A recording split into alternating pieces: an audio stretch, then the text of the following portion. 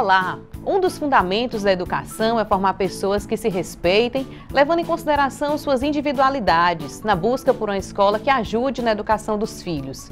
Os pais, muitas vezes, querem muito mais do que aula. Querem que o filho seja acolhido, bem recebido e cuidado em suas diferenças, em suas singularidades e em suas limitações, como todo aluno, com ou sem deficiência.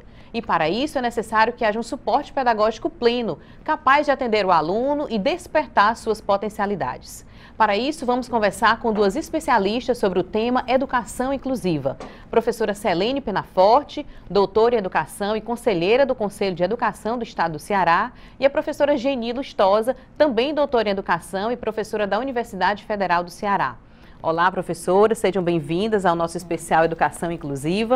E começando já discutindo esse termo, né, que é que essa expressão Educação Inclusiva tem para auxiliar, para dar de suporte, para dar de contribuição à educação de uma maneira geral. Daniela, eu gostaria de agradecer inicialmente o convite, né, falar do prazer da gente estar aqui. Parabenizar o Jornal O Povo por ter assumido a discussão e pela expressão que o Jornal O Povo tem no estado do Ceará, levar esse tema para toda a sociedade, para as pessoas interessadas, para as escolas, para os professores. Presença aqui da minha amiga Geni, professora Geni, também uma pesquisadora e longa militante aí na área da educação inclusiva. E falar de educação inclusiva hoje, né, a gente contextualizar esse tema, a gente não pode deixar de dizer que esse tema ele nasce especificamente na década de 60, com todos os movimentos que surgiram no mundo inteiro pelos direitos humanos, né? E dentro da luta das minorias, né, dos negros, dos homossexuais, das mulheres, também a gente teve o início ali de uma luta pela educação inclusiva, muitas vezes capitaneada pelas pessoas com deficiência, né? E esse tema ele vai ganhando corpo e, mais especificamente, depois da década de 80, 90 e agora no ápice, especialmente aqui no Brasil, quando a gente hoje tem uma legislação que ampara a educação inclusiva, né? O direito das pessoas com deficiência à escola, né, de uma forma plena, né, de uma forma mais ampla. E eu lembro bem que essa discussão, muitas pessoas ainda confundem a educação inclusiva com a educação especial, né? Então, é importante a gente destacar, pontuar essas diferenças, porque a educação especial ela é uma modalidade que está prevista em lei, está prevista na LDB, na própria Constituição.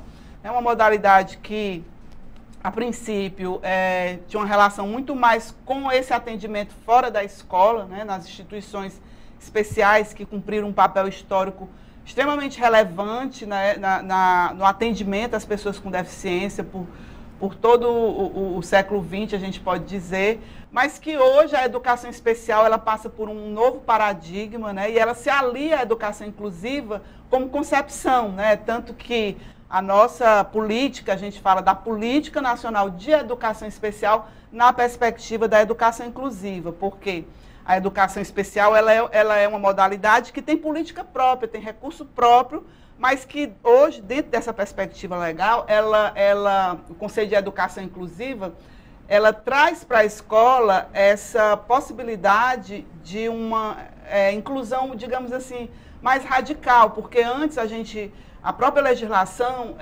aceitava que uma pessoa com deficiência, ou com uma criança, ou um jovem com deficiência, pudesse fazer a sua escolaridade fora da escola regular. E hoje a gente entende que essa discussão da educação inclusiva traz para dentro da escola, né, a possibilidade desse direito que é amparado no que a legislação hoje entende como educação especial. Deixa eu ser mais clara, então. A educação especial, na verdade, o grande papel dela foi levar para dentro da escola regular a discussão da educação inclusiva. E que aí esse conceito de educação inclusiva, ele ganha corpo, porque ele não só se refere à matrícula das pessoas com deficiência, dos alunos com deficiência, mas a educação inclusiva vai discutir a escola como um equipamento social, né, como uma instituição responsável pela garantia do direito à escolaridade de todas as crianças, de todos os jovens, inclusive com a emenda constitucional número 59, a gente amplia esse direito para 4 a 17 anos, porque até bem pouco tempo a escolaridade básica no Brasil era apenas até os 14 anos, né, e a gente A partir da emenda constitucional número 59, a gente amplia esse direito até os 17 anos, ou seja, hoje os jovens e crianças, eles têm garantido essa escolaridade desde a educação infantil até a conclusão do ensino médio. Então, a educação inclusiva permite que jovens antes que apresentavam outros tipos de dificuldades, como até coisas pessoais ou a própria inadequação da escola, né? Então, hoje esse direito ele é constitucional, não se entende, né? O Estado ele tem que assumir essa educação, né, como nos países desenvolvidos, até os 17 anos. Hoje as pessoas têm muito mais acesso à legislação, aos seus direitos do que antigamente, não é isso, professora? Isso, e a senhora acha que essas garantias, né, essas bases jurídicas, esse arcabouço legal, hoje são muito mais acessíveis à população e a educação, né? Inclusive, assim, permitiu ser mais palatável, permitiu ser mais pulverizada à população hoje em dia? Sim. E a senhora acha que a legislação contribuiu para isso ou mais pessoas, né, serem contempladas né? por isso? Foi Com também certeza, o Brasil hoje ele tem uma das legislações mais avançadas, né, no mundo inteiro. Mas não basta, né? Assim, exato. Não significa Embora que essa seja legislação ela tem uma força muito grande dos movimentos sociais, né, da própria luta das pessoas com deficiência, a gente não pode negar que também os últimos anos do governo no Brasil foram fundamentais. A política do próprio Ministério da Educação, no governo Lula, no governo Dilma, a gente não pode negar que realmente contribuiu bastante para essa disseminação e para que a gente tenha hoje essa legislação forte. E mais recentemente, né, isso ganha força com a Lei Brasileira de Inclusão, que foi promulgada agora em 2016, né, já está valendo em todo o país, e que leva essa discussão para dentro da escola de uma forma mais firme, né, e faz com que as famílias se apropriem desse direito, né, as famílias hoje estão mais cientes do direito dos seus filhos, principalmente. Então, a gente percebe que as escolas estão passando por esse processo de transformação, muitas vezes puxado pela própria legislação, né? O que a gente espera é que haja um casamento dessa legislação forte com as práticas de transformação que as escolas estão passando para atender com mais qualidade a todos os alunos, né? E é interessante que a senhora mencione isso, né? Porque assim, não é mais aquele aspecto assistencialista, não é um favor que as escolas fazem, né? De atender uma criança deficiente, atender a uma criança que tem a sua limitação, que tem a sua especificidade, mas é um respeito à Constituição, um respeito à legislação, né? Que todos tenham acesso a um direito fundamental que é a educação. Sim. E falando do acesso à educação e falando de prática pedagógica, a gente conversa agora com a professora Geni, e eu pergunto, professora, como é que a senhora avalia a prática pedagógica hoje em relação à educação inclusiva, a formação, né, do professor? Como é que a senhora acha que tem sido essa área, que tem sido esse aspecto no que tange a educação inclusiva? Tá.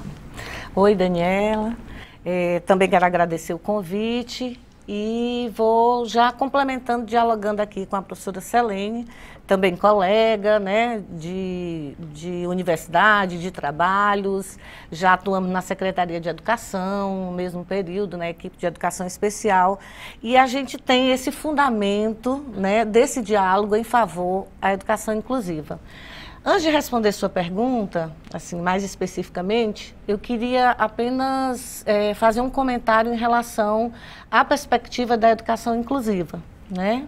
A professora Selene falou muito bem, é o que a gente defende, e eu queria também lembrar que essa perspectiva da educação inclusiva é a única perspectiva posta hoje para os processos educacionais e a escolarização dos sujeitos. É nela que a gente acredita, é um princípio ético, legal e pedagógico. Eu costumo dividir nessas três dimensões, né?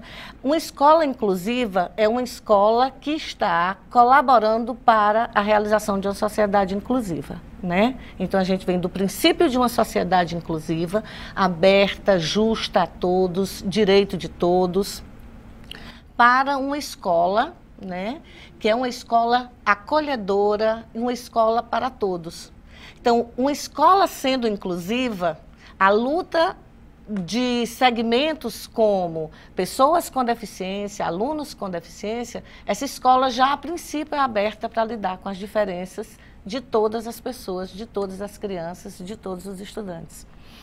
Então, em função de realizar uma educação inclusiva, né, essa escola precisa ser aberta a lidar com as diferenças.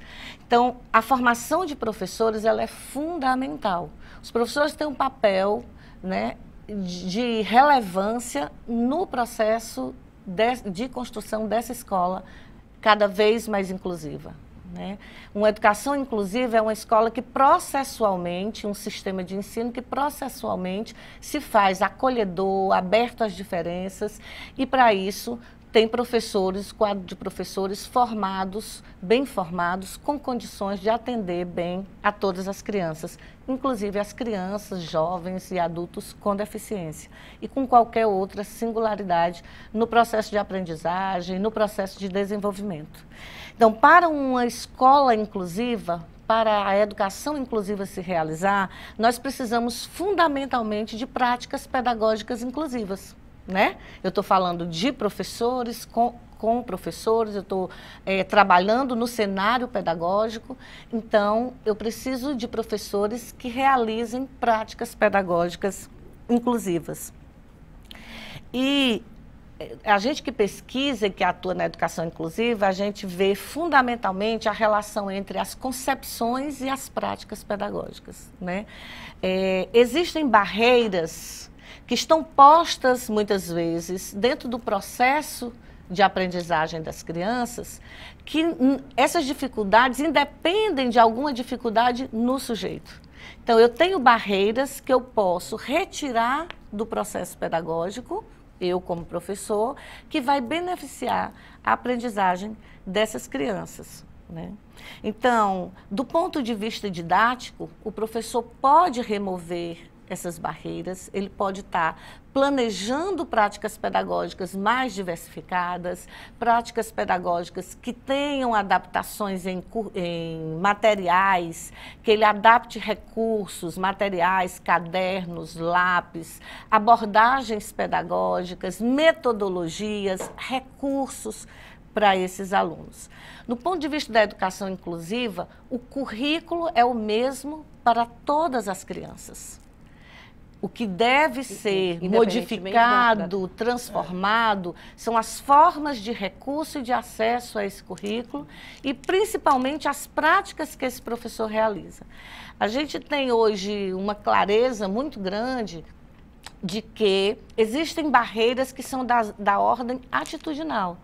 As atitudes não sendo acolhedoras, o descrédito na criança por ter uma deficiência, a compreensões equivocadas de incapacidade, de doente, de deficiente, eles comprometem a organização de práticas pedagógicas para essas crianças, né? Por isso que a formação de professores, quando tematiza situações desse tipo, ela é extremamente importante para que o professor possa organizar, consciente de questões desse tipo, organizar práticas pedagógicas que sejam mais acolhedoras e sejam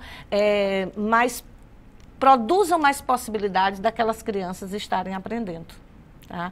Então, a gente tem que trabalhar.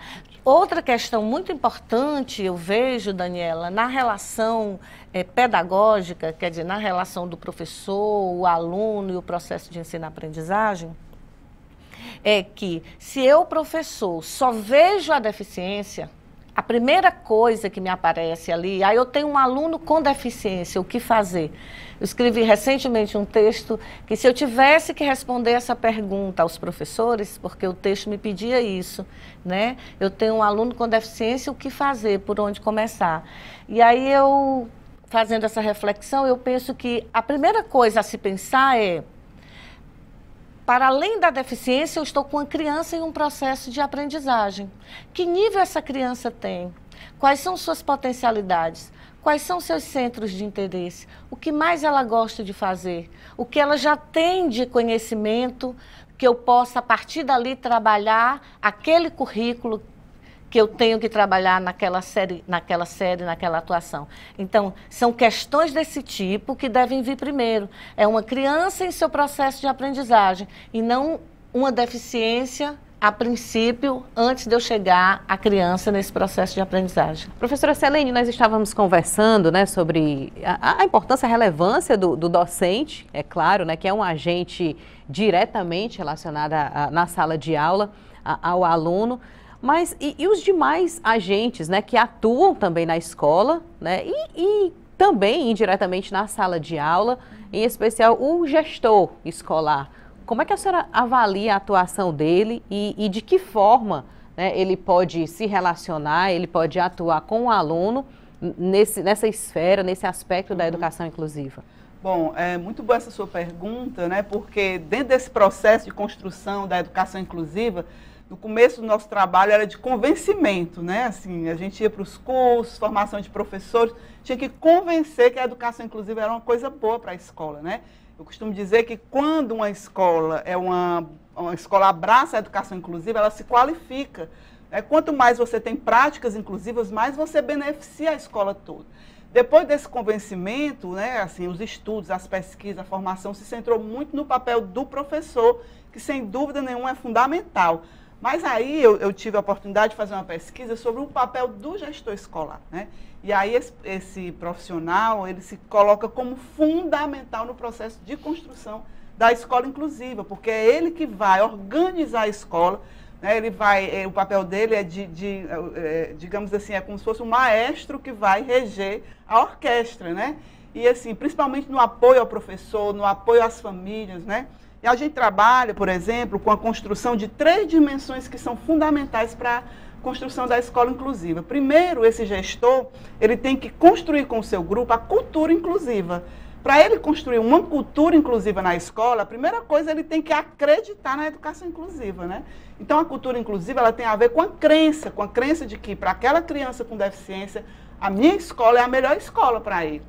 Né? Não vou precisar estar indicando para outra escola porque minha escola não está preparada. Né? Ele tem que criar mecanismos de organização para que a escola seja uma escola boa para todas as crianças, inclusive as crianças com deficiência. E então, isso envolve recursos pedagógicos e humanos, né? Isso. Então, depois da construção, ou melhor, com a construção dessa cultura inclusiva, né, que aí essa cultura inclusiva, se o professor vê no gestor, né, um modelo de crença na escola inclusiva, então é muito mais fácil para esse professor também desenvolver práticas inclusivas, né? E aí com a cultura inclusiva, né, que diz respeito, por exemplo, ele saber que tem uma criança mora próxima à escola e eles ir buscar aquela criança para matricular na sua escola e não essa criança precisar ir para uma escola em outro bairro, porque a escola dele não é inclusiva, digamos assim. Não tem resistência. Né? Então, é desde dessa relação com a comunidade, para que a comunidade identifique aquela escola como uma escola inclusiva, né, e que possa realmente fazer parte dessa cultura, até a criação do que eu chamo de políticas inclusivas dentro da escola, né? Criada a cultura, eu tenho que desenvolver políticas. O que são essas políticas? A principal delas, no meu ponto de vista, é a formação dos seus professores, né? Preparar todos os seus professores para que eles... E não assim ficar como há muito pouco tempo. Ah, a professora fulana de tal é que é a professora inclusiva. Todos os professores têm que ser... Tem que acreditar na cultura inclusiva e não ficar centrado naquele professor que fez o curso, naquele professor especialista, e sim pensar na escola como um todo. Né? Então, as políticas inclusivas, além da formação, a acessibilidade. A minha escola é acessível, né? Ela está apta a receber todos os alunos, independente da condição de deficiência, materiais acessíveis, né? A construção, por exemplo, de rampas na escola, né? Em busca de recursos que de fato tornem a escola acessível. Hoje a gente tem, por exemplo, playgrounds, parques acessíveis para que as crianças não fiquem na hora do recreio à parte, enquanto as outras crianças estão brincando. Então, são políticas inclusivas, né? E aí você construindo a cultura inclusiva, políticas inclusivas, você chega na sala de aula com as práticas pedagógicas inclusivas, que eu acho que a professora Geni já falou muito bem disso. Agora, essa crença desse gestor, não é? Ou seja, ele acreditar na construção dessa escola inclusiva, né, e construindo essas práticas, essas políticas, tem a ver também com a concepção de deficiência, né? Então, hoje a gente tem esse aparato legal extremamente favorável, como a Lei Brasileira de Inclusão, a própria Convenção da ONU, né, sobre os direitos da pessoa com deficiência, que para mim é o documento de maior referência no mundo inteiro, né, para os países que são signatários, e o Brasil é signatário dessa convenção. Então, o que eu assim, destaco de grande relevância na Convenção da ONU é a concepção de deficiência dentro da perspectiva do modelo social. Né? O que seria isso? É não mais ver o problema da pessoa com deficiência na pessoa com deficiência, e sim em interação com a sociedade. Né? Então, na verdade, você preparar o ambiente, no caso da escola, né? A gente está aqui falando não só da sociedade de um modo geral, mas da escola, você preparar a escola, ou seja, eu costumo dizer assim, quando você tira as deficiências do ambiente escolar, quando você tira a deficiência da escola, você minimiza a condição de deficiência do aluno e, em muitos casos, você faz desaparecer essa condição de deficiência. Então, a gente pode ter um exemplo de você ter um aluno cego, né? Um aluno que tem uma visão subnormal, ou mesmo ele é cego. Mas se a escola tem todo o material desse aluno em braille, se tem todo o aparato tecnológico necessário para que ele possa estar dentro da sala de aula e poder se beneficiar de tudo aquilo que o professor está trabalhando com os outros alunos, esse aluno ele pode ser o melhor aluno da sala. Né? E como a senhora estava falando, quando a gente, né, retira essa parte, né, tira o foco da deficiência, né, e enfatiza nas habilidades, você nos recursos, você começa a enxergar as habilidades. Exato. E aí, professora Geni, normalmente se fala muito dos desafios, né, no que se pode melhorar, né? E realmente, né, na educação inclusiva, assim como em vários outros aspectos, né, da educação, há sempre muita coisa a melhorar, porque a educação é um estado contínuo, que sempre há o que melhorar. Mas o que se tem de avanço? Né? A gente se fala muito, às vezes, numa perspectiva muito pessimista, mas olhando numa perspectiva realista, há conquistas a se celebrar. A lei está sendo conquistas, cumprida, né? Sempre essa pergunta sendo feita, a lei está sendo cumprida, né? O que é que tem de pragmático, de prático, né? O que é que está sendo colocado em prática hoje e que se pode, sim, celebrar, comemorar, que se pode dizer, olha, a gente ainda tem muito a conquistar, ainda tem muito a avançar, mas disso, há isso de bom, há isso que está sendo feito e a gente tem isso para celebrar. O que é que a gente tem de bom que a gente pode dizer, olha, isso na educação inclusiva, a gente pode comemorar, porque isso é o estado do Ceará e o Brasil como um todo, que a gente sabe que o Ceará é referência, né, para o país, né, em termos de educação, em muitos aspectos, que a gente tem sim de contar de bom. A própria perspectiva da educação inclusiva é algo a celebrar-se, né? Ela trouxe à escola, né, um cenário, uma face real do que é a vida na sua dinâmica, tanto para as pessoas com deficiência, para os estudantes com deficiência, que antes estavam no que a gente chamava ambientes segregados de escolarização, escolas que não continham, não davam conta da demanda, né? Então, esse já é um outro avanço a celebrar-se.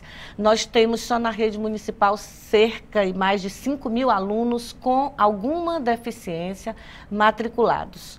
Daniela, onde essas crianças estavam antes da defesa da educação inclusiva? Presente nos princípios éticos, legais, porque tem todo um arcabouço de legislação, do qual a professora Selene e você também já citaram alguns. Isso é um ganho, a lei pressiona para que se realize, né? Só a lei não realiza direito nenhum, nem a educação inclusiva, mas sem ele nós teríamos mais dificuldades de fazer pressão e também a questão subjetiva, porque você pode cobrar as instâncias tendo a legislação, né? Mas assim, nós temos muito a comemorar, muito a comemorar. O aumento no quantitativo de matrícula, mudanças e investimentos maiores na formação de professores, experiências exitosas de educação inclusiva, de escolarização, da realização do direito dessas pessoas antes negado, né? A escola especial e as instituições, como a professora Selene mesmo disse, elas têm um papel histórico fundamental do início do atendimento, quando antes não se depositava nem credibilidade no processo de escolarização e de desenvolvimento dessas pessoas. Então, ele tem esse papel histórico, mas ele não dava mais conta. E assim, isso que você está falando é muito importante, a gente que milita nessa área há algum tempo, percebe todo esse processo chegando realmente, se materializando em casos reais. Então, por exemplo, antigamente, quando a gente ia às escolas, a gente só via crianças da educação especial, né, ou crianças com deficiência. Hoje, você vai nas escolas de ensino médio, né, elas já estão repletas de jovens com deficiência, e eu gostaria de destacar o ganho que a gente está vivenciando hoje nas universidades. Chegando à educação superior. Inúmeros superior. jovens, né, concretizando o sonho do ensino E superior. essa matrícula no ensino superior, ela é fruto, reflexo, implicações positivas de Desse 1996 para cá, quando a gente começa a consolidar cada vez mais o processo da educação inclusiva. Essas crianças chegando na educação infantil, né, no ensino fundamental, concluindo o ensino médio e hoje nas universidades. E outro fenômeno interessante, nós temos inúmeros professores também com deficiência. Nas próprias universidades. Na UFC nós tivemos que criar um departamento, né, o DELES, é um departamento onde nós temos cerca de, não sei exatamente o número, né, porque tem concurso, porque tem substituto, mas cerca de 18 professores surdos. Né? Então, a gente obrigatoriedade exatamente do ensino de Libras. Né? Outro avanço, a legislação que inclui na formação de professores essa obrigatoriedade de estar atendendo dentro do processo de formação inicial dos professores, sejam pedagogos, sejam licenciados em História, em Geografia, disciplinas, né, que contemple os estudos e as questões pedagógicas desses estudantes com deficiência, para quando eles chegarem na sala de aula, nas escolas onde eles vão trabalhar, eles já tenham previamente em sua formação alguns componentes curriculares que contemplem essa questão. Né? Então, nós temos um avanço significativo já hoje no cenário da educação inclusiva. A educação inclusiva melhorou, inclusive, a preocupação dos gestores maiores das secretarias de educação e dos gestores escolares com a melhoria das escolas, da qualidade arquitetônica, na acessibilidade, além da criação que nós tivemos pela Política Nacional de Educação Especial na Perspectiva Inclusiva, do atendimento educacional especializado, que é um serviço que auxilia o professor de sala de aula, ele é complementar e suplementar ao estudante, né, com deficiência, ele é uma articulação de toda a escola em relação ao processo de educação inclusiva, ele é o profissional que acompanha, que elabora materiais e recursos, que valida recursos. E apoia não só ao aluno, mas ao professor e a família. Então, esse é um elo importante também, que a gente considera como um avanço dentro da perspectiva da educação inclusiva que trouxe para o cenário das escolas. Por hoje nós encerramos o nosso debate, mas acompanhe a programação para saber a data dos próximos programas e os fascículos que estão sendo publicados no Jornal Povo. Obrigada pela audiência e até a próxima.